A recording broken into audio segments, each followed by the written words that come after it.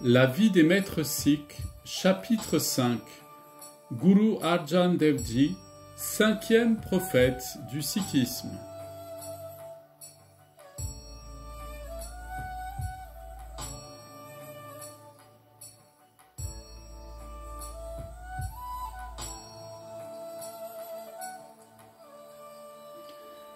Guru Arjan fut le cinquième maître des Sikhs. Il régna de 1581 à 1606 sur le trône de Guru Nanak. Il naquit en 1563 dans le village de Goindwal. Guru Arjan était le cadet du quatrième gourou.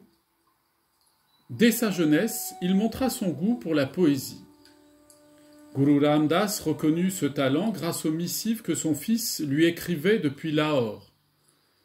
Durant son règne, Guru Arjan prit des mesures importantes pour consolider l'organisation des Sikhs.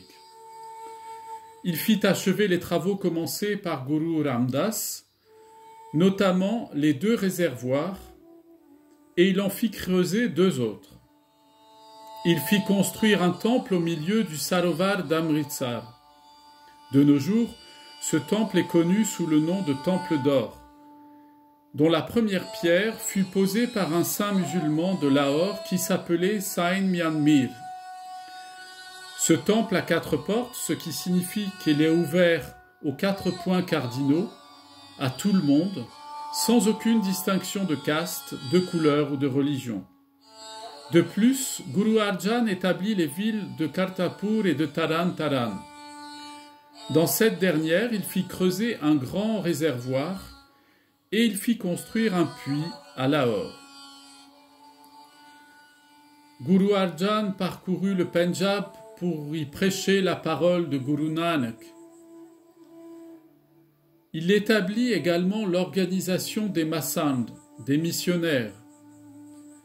Il prit des mesures pour consolider cette organisation.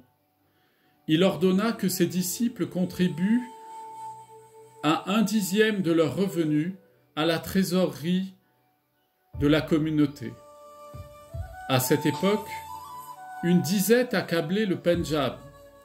Grâce à l'intervention de Guru Arjan, l'empereur Akbar dispensa les fermiers de l'impôt. L'œuvre la plus importante de Guru Arjan fut la compilation du Guru Granth Sahib, le recueil sacré des Sikhs. La première recension du Guru Granth Sahib fut achevée en 1604.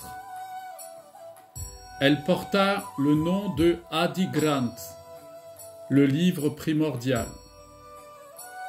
L'organisation du Guru Granth Sahib démontre l'érudition et la culture musicale très élevée de Guru Arjan Dev Sahib Ji.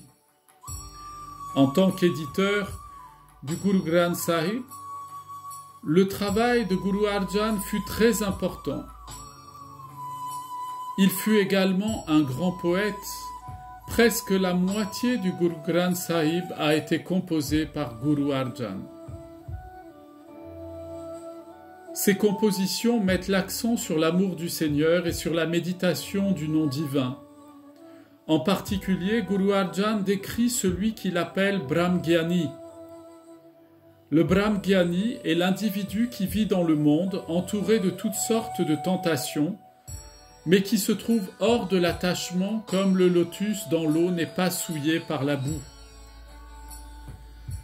Depuis les temps de Guru Nanak, il n'y avait pas de conflit entre les maîtres sikhs et les empereurs moghols.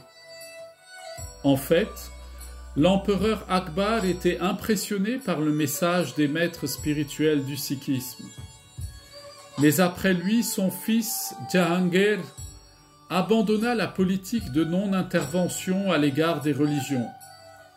L'empereur Jahangir considérait la propagation de la parole de Guru Nanak comme un danger pour l'islam.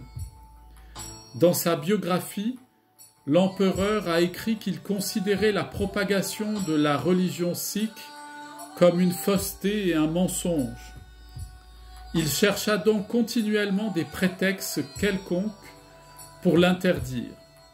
Finalement, il trouva un jour un bon prétexte lorsque son fils, Khusro, se révolta contre lui.